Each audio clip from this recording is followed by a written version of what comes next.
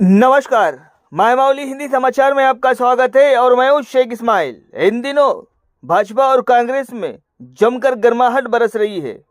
विधायक पायल शंकर ने कहा है कि वे उनके खिलाफ बुरी खबरें फैला रहे हैं क्योंकि वो पिछड़ी जातियों की राजनीति और आर्थिक रूप से बढ़ते हुए नहीं देख सकते। इसके पहले कंदी श्रीनिवास रेड्डी ने विधायक पायल शंकर पर आरोप लगाया और एक जमकर प्रेस मीट दी। उसका ही जवाब देते हुए कांग्रेस नेता कंदी श्रीनिवास रेड्डी द्वारा लगाए गए आरोपों का जवाब देते हुए उन्होंने उन टिप्पणियों की कड़ी निंदा की जिससे उनका व्यक्तिगत अपमान हुआ है। उन्होंने कहा है कि उनके खिलाफ लगे आरोपों की गहन जांच की जा सकती है।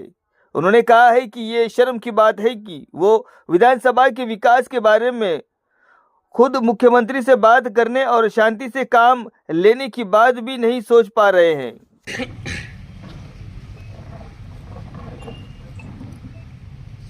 ఒక మూర్ఖుడు అన్నానికి కూడా స్థాయి నుంచి మాట్లాడినట్టు అనిపించదేమో.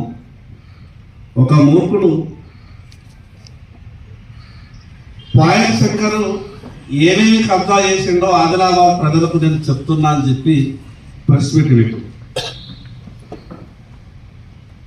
30 సంవత్సరాల నుండి రాజకీయాలలో ఉన్నా ఉందాగా వ్యవహారాలు చేయాలనుకుంటున్నా.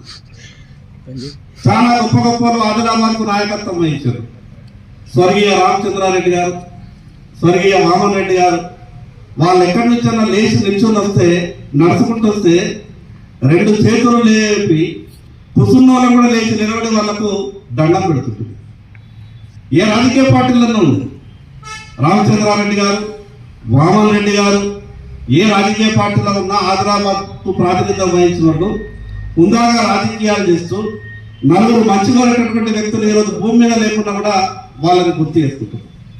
నేను మొదలెందుకు ఈ మాట చెప్తున్నానంటే రాజకీయాలలో ఉన్నటువంటి వ్యక్తులు ఉందాగా వ్యవహరించాలి. అవమానించే విధంగా మాట్లాడడం అది పెద్ద సంస్కారం అని అనుకుంటే అసలు జరిగిందేంటి? దాదాపు 20 సంవత్సరాల నుంచి ఆదిలాబాద్ పత్రికా మిత్రులకు స్థలాలు ఇస్తలేరు.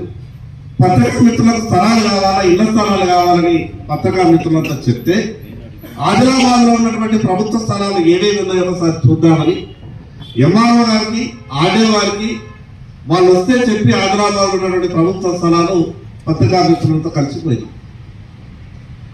ఏ ప్రభుత్వ స్థలాలు ఉన్నాయని పత్రికా మిత్రుల సాక్షిగా కలిసి నేను చూస్తే దానికి ఏదో ఒకటి మాట్లాడి ఎవరు వచ్చిందని పాయల్ శంకర్ భూములు కబ్జా చేస్తున్నాడని నీ సంగతి, పాయల్ శంకర్ సంగతి, తాత సంగతి చూస్తామని అవమానపరిచే విధంగా మాట్లాడినటువంటి వీడియోలు నా దగ్గర కూడా వచ్చినాయి. సరే నేను అనుకున్నా దాని మీద ఏదో పిచ్చోడు మాట్లాడితే దానికి నేను ఎందుకు రియాక్ట్ కావాలని నేను అనుకున్నా. వాడు ఏం మాట్లాడంటే ఆదిలాబాద్లో నా ఇల్లు తప్ప ఉన్నటువంటి భూములని కూడా పాయల్ శంకర్ కబ్జా చేసినటువంటి భూములు, సర్వే నంబర్లని, ప్లాట్లని ఓ రకరకాలుగా మాట్లాడి అసలు ఆ మూర్ఖుడికి తెలియాలి. నా అల్లుడి గురించి మాట్లాడేటప్పుడు నువ్వు చెడ్డీలు వేసుకోకన్నా ముందు నా అల్లుడి తండ్రి కలిసాడు ఆఫీసర్. నా అల్లుడికి ఉన్నటువంటి ఆస్తులు ఎక్కడైనా అక్రమం చేస్తే ఆ రోజు ఆదిలాబాద్ అనే డైనమిక్ కలెక్టర్ గా పేరు తెచ్చుకున్నటువంటి హైమద్బాబు సమక్షంలో ఇచ్చినటువంటి ఎన్ఓసి ద్వారా నా అల్లుడు భూమి కొనుగోలు చేశాడు. అంటే బీసీలకు భూములు ఉండద్దా? మా ఆస్తులు ఉండద్దా? మా ఆస్తులు ఉంటే మీకు ఎందుకు వచ్చినాయి ఆస్తులు నేను మాట్లాడతావా? ఈరోజు నువ్వు అవమానం చేసేటువంటి మాటలు ఈ రోజు కాదు. నేను ఎందుకంటే అనేక సందర్భాల్లో ఓపిక నేను ఈ రోజు కూడా మాట్లాడదనుకున్నా. కానీ శుద్ధించినటువంటి మాట్లాడినటువంటి మాటలు పత్రికా మిత్రులకు కొన్ని విషయాలు తెలవాలన్న ఆలోచనతోనే ఈ విషయాలు మాట్లాడే ప్రయత్నం చేస్తున్నా. ఇది సంవత్సరం కింద కూడా మాట్లాడాడు.